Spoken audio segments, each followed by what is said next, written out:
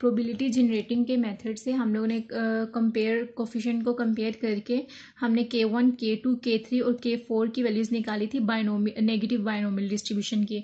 अब यहाँ पर लैम्डा जो है हमारे पास Q/P होता है, ठीक है। हमने पहले क्वेश्चन में स्टार्ट करते वक्त उसको रिप्लेस किया था।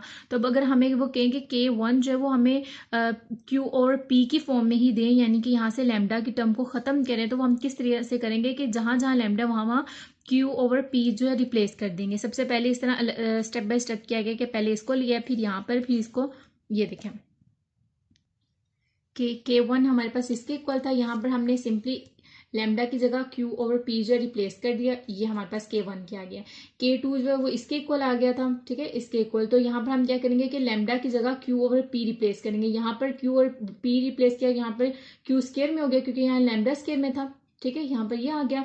नेक्स्ट स्टेप में क्या करना है कि यहाँ पर Q और P जो है वो कॉमन ले लिए, यहाँ पर 1 आ गया और यहाँ पर क्या आ गया, Q/P आ गया। अब P जब यहाँ पर कॉमन इसको लिया, कॉमन डिनोमिनेटर लिया, तो यहाँ पर मल्टीप्लाई हो गया। ये किसके इक्वल होता है, ये होता है 1 के इक्वल होता है, तो यहाँ पर 1 लिख दिया। तो ये हमारे पास क्या आ गया, यहाँ पर जब हमने 1 लिखा है तो ये आ गया P जो है ये वाला जो नीचे वाला वो यहाँ पर स्केयर आ गया, और ऊपर जहाँ यहाँ पर 1 था इसलिए ये Q इसके साथ मल्टीप्लाई होगा, Q ही आ गया, और यहाँ पर R आ गया। यहाँ पर अब K3 के साथ करते हैं। K3 की वैल्यू ये आई थी। यहाँ पर जब हमने Q और P रिप्लेस किया तो यहाँ पर स्केयर में आ गया और यहाँ पर क्यूब में आ गया। अब यहाँ पर देखें Q और P जो कॉमन था वो हमने कॉमन ले लिया क्योंकि इन सब में आ रहा है। यहाँ पर 1 आ गया, यहाँ पर एक वैल्यू आ गई, और उसके बाद यहाँ पर 2 और यहाँ पर 2, क्योंकि यहाँ पर कॉमन आ गया। अब यहाँ पर देखिए P जो स्केयर इसका जब हमने ले लिया, इसको कॉमन डिनोमिनेटर इनके एलसीएम लेंगे तो वो क्या आ जाएगा कि ये वाला P जो होगा इधर जाके मल्टीप्लाई हो जाएगा। यहाँ पर एक P हुआ, एक P है, एक P नहीं है, तो इसलिए ये वाला इसके साथ मल्टीप्लाई हो जाएगा, मतलब एक P मल्टीप्लाई होगा, एक तो यहाँ पर है, ठीक है, तो PQ आ जाएगा। और फिर यहाँ पर तो P स्केयर ही है, तो इसलिए यहाँ पर कुछ भी मल्टीप्लाई नहीं होगा, 1 मल्टीप्लाई हो जाएगा। और नीचे हमारे पास क्या आ जाएगा, P स्केयर आ जाएगा डिनोमिनेटर में, ये देखें, ठीक है। अब यहाँ से P स्केयर जो है कॉमन ले लिया, बाकी पूरी टर्म ये यहाँ पे 3PQ है, तो हम क्या कर देंगे कि 1PQ प्लस 2PQ, ठीक है। अब यहाँ पर देखें कि P यहाँ से कॉमन ले लिया, फैक्टराइजेशन किया, यहाँ पर P कॉमन ले लिया, P प्लस Q आ गया, और यहाँ 2Q कॉमन ले लिया तो P प्लस Q आ गया। अब P प्लस Q किसके इक्वल होता है, 1 के, और यहाँ पर ये किसके इक्वल होगा, 1 के। रिमेनिंग हमारे पास क्या रह जाएगा, P प्लस 2Q आ जाएगा। तो यहाँ पर हम इस क्यूब को भी ब्रेक कर लेंगे, Q प्लस Q में कर लेंगे, 1Q प्लस 1Q तो आ जाएगा, ये देखें, ये 1 प्लस 1 में इसको ब्रेक किया इस 2 को, तो अब ये वाला तो 1 के इक्वल आ जाएगा और ये Q आ जाएगा, बाकी सारी टर्म ऐसे ही रहेगी। ये हमारे पास K3 का वैल्यू है। अब K4 की वैल्यू क्या आएगी कि वो हमारे पास ये है, ठीक है। यहाँ पर भी लैम्डा की जगह Q/P जो है वो रिप्लेस करेंगे। यू कैन सी हियर, ये हमारे पास आ गया। नेक्स्ट हमारे पास यहाँ पर Q और P रिप्लेस किया, यहाँ पर स्केयर में था तो Q और P भी स्केयर में आ गया, यहाँ पर क्यूब में था तो क्यूब में आ गया, यहाँ पर फोर्थ टर्म में था तो 4 आ गया, पावर में 4 था तो 4 आ गया। अब यहाँ पर देखें नेक्स्ट स्टेप में क्या हमने कॉमन लिया है, कॉमन हमने क्या लिया है, Q और P, क्योंकि वो इन सब में कॉमन आ रहा है, कॉमन लिया, यहाँ पर 1 आ गया, यहाँ पर 1 आ गया, यहाँ पर 2 और यहाँ पर 3 इसकी पावर में। इसके बाद नेक्स्ट स्टेप में हम क्या करेंगे कि एलसीएम ले लेंगे। एलसीएम यहाँ पर जो हायर फैक्टर होता है ना, वो उसको हम एलसीएम उसका मतलब उसको कॉमन डिनोमिनेटर कंसीडर करते हैं, ठीक है। एलसीएम लेने के बाद हमारे पास ये टर्म आ गई है।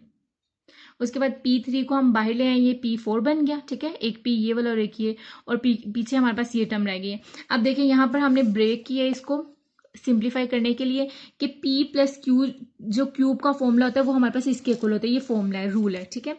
अब यहाँ पर हमें उन्होंने क्या दिया हुआ है, उन्होंने हमें दिया हुआ है 6Q3, यानी कि जो हमारा क्वेश्चन को जब सोल्व करे थे तो ये आ गया। इसको हम किस तरह से ब्रेक कर सकते हैं, इसको हम इस तरह ब्रेक कर सकते हैं कि Q प्लस 5Q क्यूब, ठीक है।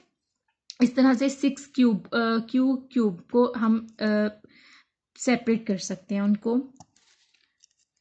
आगे नेक्स्ट हमारे पास है 12PQ, ये वाली टर्म ली है, ठीक है। यहाँ पर हमने क्या किया कि हमारे पास 12 था तो 9 और 3 की टर्म में हमने इसको ब्रेक कर दिया। फिर यहाँ पर 7 है और इसको 3 और 4 को, अब देखिए इनका सम करेंगे तो हमारे पास 7 ही बनेगा। तो हमने क्या किया कि जहाँ पर ये वाली वैल्यू थी वहां पर हमने 7P क्यूब वाली ये वाली जो टर्म है ये हमने रिप्लेस कर दी यहाँ पर, ठीक है। फिर 12 वाली हमने यहाँ पर रिप्लेस कर दी ये वाली वैल्यू, और फिर उसके बाद इसी तरह इसकी वैल्यू यहाँ पर रिप्लेस कर दी है।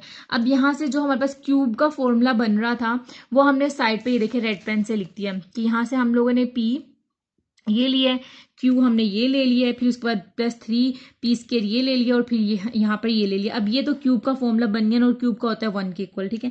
बाकी पूरी जो स्टेटमेंट रिमेनिंग हमारे पास जो टर्म्स रही हैं ये वैसे ही लिख दी हैं। अब यहाँ पर ये देखें, ये 1 के इक्वल हो गए, यहाँ पर सिंपली 1 लिख दिया इस पूरी टर्म की जगह, बाकी ये सारी ऐसे ही लिख दी। अब यहाँ से क्यू जो है वो हमारे पास कॉमन आ रहा है, क्यू को कॉमन लिया, बाकी हमारे पास ये वाली टर्म आ गई। अब देखें, हमने p की जगह, p हमारे पास किसके इक्वल होता है 1 माइनस क्यू के इक्वल, तो हमने p की जगह 1 माइनस क्यू जो है वो रिप्लेस कर दिया। रिप्लेस करने के बाद अब देखें, जब हमने यहाँ पर 4 इसको ओपन किया इस फॉर्मूले को, तो 1 square plus cube square -2 q आ गया, ठीक है। और जब इसको 4 के साथ मल्टीप्लाई किया है तो 4 1 ज़ा 4 और फिर क्यू के साथ मल्टीप्लाई हुआ तो ये 4 2 ज़ा 8 ये आ गया। बाकी जब हमने यहाँ पर इसको इसके साथ मल्टीप्लाई किया है तो ये आ गया, फिर उसके बाद ये देखें ये आ गया, और उसके जब इसके साथ ये वैसे ही लिख दिया। अब यहाँ से कटिंग की है, कटिंग करने के बाद जो हमारे पास रिमेनिंग आ गया वो हमारे पास ये आ गया, ठीक है। कटिंग इस तरह से की है कि देखें, ये हमारे पास है 4 क्यू स्क्वायर और ये हमारे पास है 9 क्यू स्क्वायर और यहाँ 5 है, तो 5 और 4 कितने हो गए 9, और 9 में से ये तो कट हो गया ना, ठीक है। तो हमारे पास एक क्या रह गया, यहाँ पर कुछ भी नहीं रहा, ठीक है।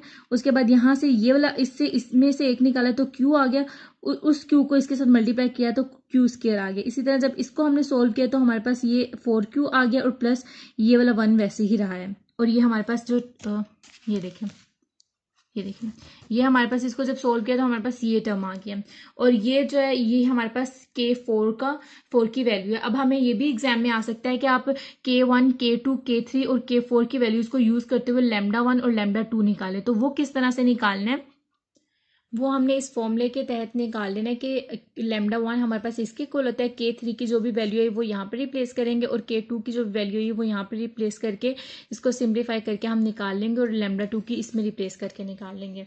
Thank you.